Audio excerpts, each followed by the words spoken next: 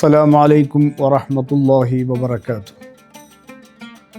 മാന്യ പ്രേക്ഷകർക്ക് വിശുദ്ധ റമളാനിൻ്റെ സന്തോഷങ്ങൾ.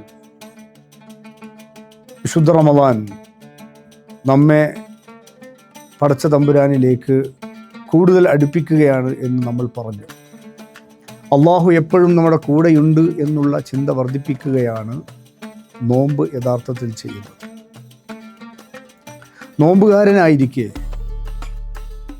എന്ത് ചെയ്യുമ്പോഴും നോമ്പിൻ്റെ പവിത്രതയോടുകൂടെയാണ് നിസ്കരിക്കുന്നത്, ഖുർആൻ ഓതുന്നത്, ദാനധർമ്മം നൽകുന്നത്.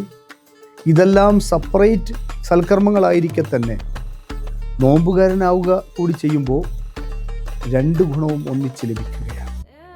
ഇതാണ് നോമ്പിൻ്റെ പ്രത്യേകത. പ്രഭാതത്തിൽ നിയത്ത് വെച്ച് നോമ്പുകാരനാവുന്നതോടെ പിന്നീട് പകലിൽ ഡേ ടൈമിൽ എന്ത് ചെയ്യുമ്പോഴും അവൻ ചെയ്യുന്ന നന്മകളെല്ലാം നോമ്പുകാരനായിരിക്കെയാണ് ചെയ്യുന്നത്. ഇങ്ങനെ എല്ലാ സൽക്കർമ്മങ്ങളുടെയും കൂടെ നോമ്പ് കൂടെ ലഭിക്കുന്ന നോമ്പുകാരനായിരിക്കെ എന്ന പവിത്രത നോമ്പിന് മാത്രം ലഭിക്കുന്ന പ്രത്യേകതയാണ്. ഒരുപാട് പ്രതിഫലങ്ങളും പ്രത്യേകതകളും നേട്ടങ്ങളും വിശുദ്ധ റമളാനിലെ നോമ്പിന് നൽകപ്പെട്ടിട്ടുണ്ട്. ആ കൂട്ടത്തിൽ ഒന്ന് മാത്രം ഇപ്പോൾ ഓർമ്മപ്പെടുത്താം. സന്ദർഭോചിതമായി നമുക്ക് അത് വീണ്ടും ഉൾപ്പെടുത്താം. നോമ്പുകാരൻ്റെ വായിലെ ദുർഗന്ധം എന്ന് പറഞ്ഞാൽ, പ്രഭാതത്തിൽ ഭക്ഷണം കഴിക്കാതിരിക്കുമ്പോൾ സ്വാഭാവികമായിട്ടും ഒരു ഗന്ധമുണ്ടാകും. അതുപോലും അള്ളാഹുവിൻ്റെ അടുക്കൽ വലിയ സ്ഥാനമുള്ളതാണ്. കസ്തൂരിയേക്കാൾ സുഗന്ധമുള്ളതാണ്. മിൻ അത്യബിൽ മിസ്ക്, കസ്തൂരിയേക്കാൾ സുഗന്ധമുള്ള സ്ഥാനമാണ് ആ ഗന്ധത്തിനെന്ന് പ്രവാചകർ പഠിപ്പിച്ചിട്ടുണ്ട്. അത്രമാത്രം സ്ഥാനം നോമ്പുകാരൻ്റെ ത്യാഗത്തിന് അള്ളാഹു പരിഗണനയായി നൽകുന്നത് കൊണ്ടാണ് ആ പവിത്രത പറയുന്നത്. സമ്പത്തിന് നമ്മൾ സക്കാത്ത് കൊടുക്കുന്നുണ്ട്. നിർബന്ധമായി പാവപ്പെട്ടവന് നമ്മുടെ സമ്പത്തിൽ അവകാശമുണ്ട്. അതാണ് സമ്പത്തിൻ്റെ സക്കാത്ത്. എങ്കിൽ നമ്മുടെ ശരീരത്തിൻ്റെ സക്കാത്താണ്, നിർബന്ധ ദാനമാണ് നോമ്പ് എന്ന് പറയുന്നത്. നോമ്പിൻ്റെ ഏറ്റവും വലിയ ഗുണം, നോമ്പിൻ്റെ ഏറ്റവും വലിയ പ്രതിഫലം എന്ന് പറയുന്നത് ലിഖാഉല്ലാഹി തബാറക വ തആല, സ്രഷ്ടാവായ യജമാനനായ അള്ളാഹുവിനെ കണ്ടുമുട്ടുക എന്നുള്ളതാണ്. റസൂലുള്ളാഹി സ്വല്ലല്ലാഹു അലൈഹി വസല്ലമ തങ്ങൾ പഠിപ്പിക്കുന്ന നോമ്പിൻ്റെ പ്രതിഫലങ്ങളിൽ ഏറ്റവും പരമോന്നമായത് ലിസ്വാഇമി ഫർഹത്താൻ, നോമ്പുകാരന് രണ്ട് സന്തോഷമുണ്ട്. നിരവധി സന്തോഷങ്ങളുണ്ട്. അതിലേറ്റവും പ്രാമുഖ്യമുള്ള സന്തോഷം ഒന്ന് നോമ്പ് തുറക്കുമ്പോഴാണ്. പകൽ മുഴുവനും അണ്ണാക്ക് വറ്റി, തൊണ്ട വരണ്ട്, അതുപോലെ നാവിൽ വെള്ളമില്ലാതെ, വായിൽ വെള്ളമില്ലാതെ പട്ടിണിയും ദാഹവുമായി കഴിഞ്ഞ ഒരു വ്യക്തി വൈകുന്നേരമാകുമ്പോൾ അള്ളാഹുവിന് വേണ്ടി എല്ലാവിധ സുഹൃതങ്ങളും ചെയ്ത് അള്ളാഹുവിൻ്റെ അനുമതിയോടുകൂടെ വെള്ളം കുടിച്ച് നോമ്പ് മുറിക്കാം എന്നുള്ളത് ഒരു വലിയ സന്തോഷമുള്ള കാര്യമാണ്. നോമ്പുള്ളവർക്ക് അനുഭവപ്പെട്ടിട്ടുണ്ടാകുമല്ലോ. ഇനി മറ്റൊരു സന്തോഷം, അത് പരലോകത്തുള്ളതാണ്. ഒന്ന് ഈ ഭൗതിക ലോകത്ത് ലഭ്യമാകുന്നതാണെങ്കിൽ, മറ്റൊന്ന് ഇന്ദ ലിഖാഇ റബ്ബിഹി, അവൻ്റെ സ്രഷ്ടാവായ പ്രപഞ്ചനാഥനായ ജഗന്നിയന്താവായ അള്ളാഹുവിനെ കണ്ടുമുട്ടുമ്പോഴാണ്. നോമ്പുകാരന് അള്ളാഹുവിനെ കാണിച്ചു കൊടുക്കും എന്ന വാഗ്ദാനമാണ് പ്രവാചകർ നൽകുന്നത്. അള്ളാഹു ഭൂമിയിൽ നമ്മളോടൊപ്പമുണ്ട്, ജീവിതത്തിൽ എപ്പോഴും നമ്മുടെ കൂടെയുണ്ട്. ഒരു പ്രിയപ്പെട്ട ബാപ്പ, സ്നേഹമുള്ള പിതാവ് ശകാരിക്കുന്നത്, എന്തെങ്കിലുമൊക്കെ നമ്മെ ചീത്ത പറയുന്നത്, അടിക്കുന്നത് നല്ലതിനായിരിക്കും എന്ന് കരുതി ശകാരിച്ചാലും ശിക്ഷിച്ചാലും ശിക്ഷണം നടത്തിയാലും സ്നേഹമുള്ള ഉപ്പയോട് ഉമ്മയോട് മക്കൾ ഒരിക്കലും കോപിക്കാറില്ല, പ്രയാസം പങ്കിടാറില്ല.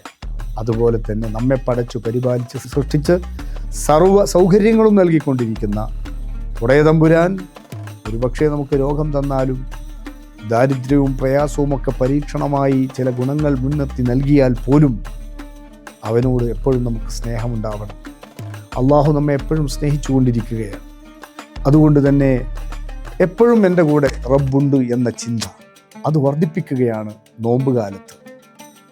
നോമ്പിലൂടെ വിശ്വസിച്ചും നമുക്ക് ലഭിക്കേണ്ടത്. അങ്ങനെയുണ്ടാകുമ്പോൾ ചില്ലറ പ്രയാസങ്ങളിൽ നമുക്ക് ടെൻഷൻ അടിക്കേണ്ടി വരില്ല. ഇല്ലായ്മയുടെ പേരിൽ എന്തെങ്കിലും രോഗങ്ങൾ വരുമ്പോൾ, മനസ്സിന് പ്രയാസപ്പെടുത്തുന്ന സംഭവങ്ങൾ ഉണ്ടാകുമ്പോൾ ടെൻഷൻ ആവേണ്ട കാര്യമില്ല. Be happy. എപ്പോഴും നമുക്ക് സന്തോഷം. എനിക്കെപ്പോഴും സന്തോഷം നൽകാൻ, എനിക്ക് ആവശ്യമുള്ളതെല്ലാം നൽകാൻ എൻ്റെ കൂടെ പടച്ചവനുണ്ട് എന്ന ചിന്ത. ആ അള്ളാഹുവിനെ കുറിച്ചുള്ള ചിന്തയുള്ളവർക്ക് ആത്മഹത്യയെക്കുറിച്ച് ചിന്തിക്കേണ്ടി വരില്ല. കഴിഞ്ഞ ദിവസം നമ്മളത് പരാമർശിച്ചല്ലോ. സ്വന്തം കെട്ടിനിർമ്മിക്കുന്ന അഹങ്കാരത്തിൻ്റെയും താൻ തന്നെയാണെല്ലാം എന്ന് ചിന്തിക്കുന്നിടത്താണ് പ്രയാസങ്ങളും പ്രാരാബ്ധങ്ങളും വരുമ്പോൾ ജീവിതം വഴിമുട്ടുന്നു എന്ന് തോന്നുന്നിടത്ത് വെച്ച് ജീവിതം ഫുൾ സ്റ്റോപ്പ് ഇടേണ്ടി വരുന്നത്. എനിക്കൊരഭയമുണ്ട്, ആ അഭയം എപ്പോഴും എന്നോടടുത്തു നിൽക്കുന്നു എന്ന ചിന്ത പോസിറ്റീവായി കൊണ്ടു നടക്കുന്നു എങ്കിൽ ഒരിക്കലും നമുക്ക് ജീവിതത്തിൽ അമിതമായ ടെൻഷൻ വേണ്ടി വരില്ല. ശുദ്ധ ഖുർആനിൽ സൂറത്തുൽ ഖാഫ് 16-ാമത്തെ വാക്യത്തിൽ അള്ളാഹു പറയുന്നുണ്ട്, ഞാൻ നിങ്ങളുടെ കണ്ഠനാളിയേക്കാൾ, കഴുത്തിലെ നരമ്പിനേക്കാൾ സമീപസ്ഥനാണ്. അപ്പം അത്ര അടുത്താണ് അള്ളാഹു നമ്മളുമായിട്ടുള്ളത്. നമ്മളവനെ സമീപിക്കണം എന്ന് മാത്രം.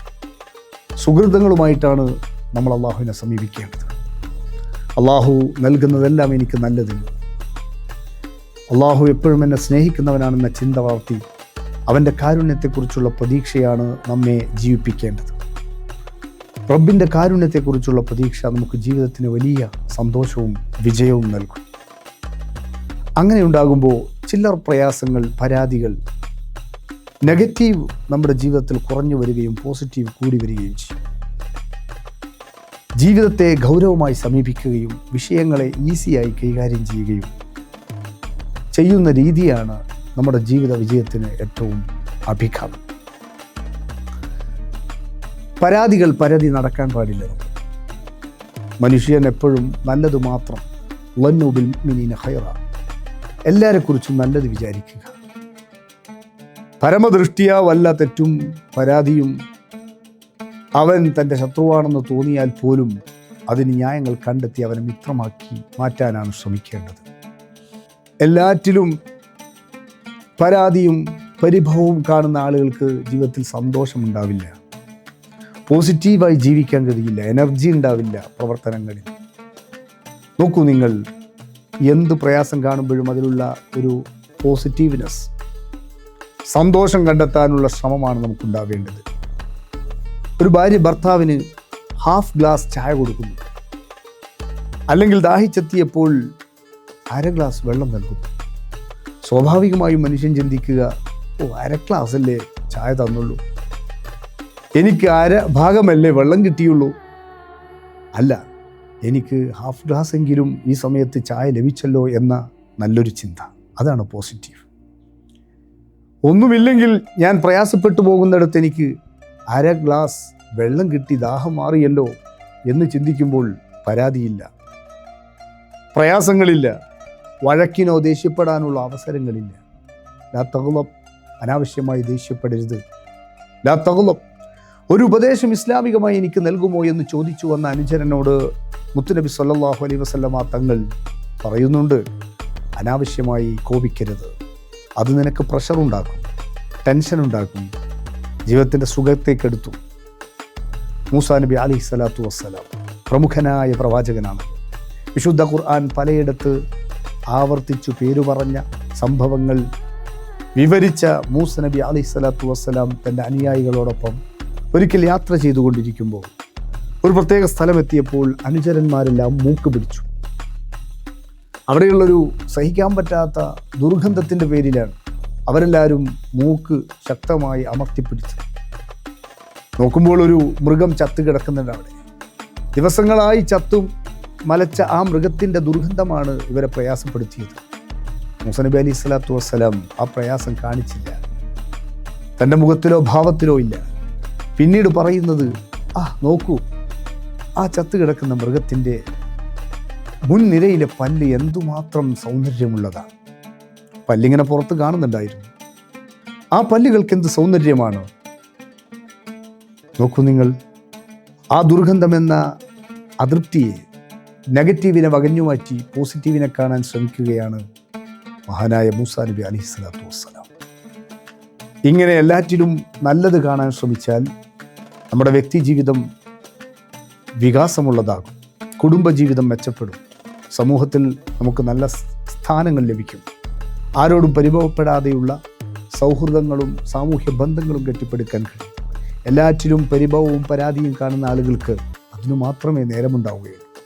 ആരംഭ റസൂലുള്ളാഹി സ്വല്ലല്ലാഹു അലൈഹി വസല്ലം അവിടുന്ന് ഒന്നിനും പരാതിപ്പെടാറുണ്ടായിരുന്നില്ല.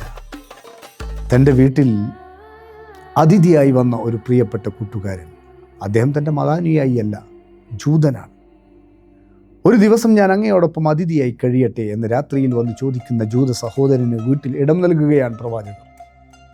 പക്ഷേ സുബഹിയുടെ കുറച്ച് മുമ്പ് എഴുന്നേറ്റ് നോക്കുമ്പോൾ വീട്ടിൽ അന്ന് വന്ന ഗസ്റ്റിനെ കാണാനില്ല. പരതുമ്പോഴാണ് അദ്ദേഹം വിശ്രമിച്ച വിരിപ്പിൽ വിസർജിച്ചിട്ടാണ് കടന്നുപോയിരിക്കുന്നത്. അദ്ദേഹം ഇല്ല, കടന്നുപോയിരിക്കുന്നു. പാല് കൊടുത്ത കൈകൾക്ക് തന്നെ കടിയേറ്റിരിക്കുന്നു. റസൂലുള്ളാഹി സ്വല്ലല്ലാഹു അലൈഹി വസല്ലം തങ്ങൾ ഒരു പരാതിയുമില്ലാതെ തൻ്റെ വിശുദ്ധമായ കരങ്ങൾ കൊണ്ട് ആ വിസർജ്ജ വസ്തുക്കൾ ശുദ്ധിയാക്കുകയാണ്. കണ്ടോ, എല്ലാറ്റിലും സന്തോഷം കാണുകയാണ്. അതിലൂടെയുള്ള റബ്ബിൻ്റെ പ്രതിഫലം തനിക്ക് ലഭിക്കുമല്ലോ, അതിൻ്റെ അവസരം ലഭിച്ചല്ലോ എന്നാണ് പോസിറ്റീവായി ചിന്തിക്കുന്നത്. ജീവിതത്തിൽ എവിടെയും പരാതി റബ്ബിനോട് പോലും പറയാതെ പരമാവധി സൂക്ഷിച്ചു എന്നതാണ് പ്രവാചകരുടെ ജീവചരിത്രം. 3.5 വർഷക്കാലം ഇസ്ലാമിക പ്രബോധനം, തൻ്റെ ഏകദൈവ വിശ്വാസ പ്രചാരണത്തിന് വേണ്ടി കർമ്മഗോധയിൽ ഇറങ്ങിയപ്പോൾ ശത്രുക്കളുടെ ശക്തമായ പ്രഹരങ്ങളേറ്റ് അവരുടെ ഉപരോധം കാരണം ഷഅബ് അബി ത്വാലിബ് എന്ന മലഞ്ചെരുവിലേക്ക് മാറി താമസിക്കേണ്ടി വന്നു റസൂലുള്ളാഹി സ്വല്ലല്ലാഹു അലൈഹി വസല്ലമ തങ്ങൾക്കും അനുയായികൾക്കും. 3.5 വർഷം നാട്ടിൽ നിന്ന് വിട്ടുനിൽക്കുകയാണ്. ഉപരോധം കാരണം ഭക്ഷ്യവസ്തുക്കളൊന്നും ലഭിക്കാനില്ല. പട്ടിണിയായി, പരിവട്ടമായി, വലിയ പ്രയാസത്തോടെ കഴിയുമ്പോൾ വിശപ്പ് ശക്തമാകുന്ന ഘട്ടങ്ങളിൽ പച്ചിലകൾ പറിച്ചിട്ട് വെള്ളത്തിലിട്ട് അത് മൃദുവാക്കിയാണ് കഴിക്കുന്നത്.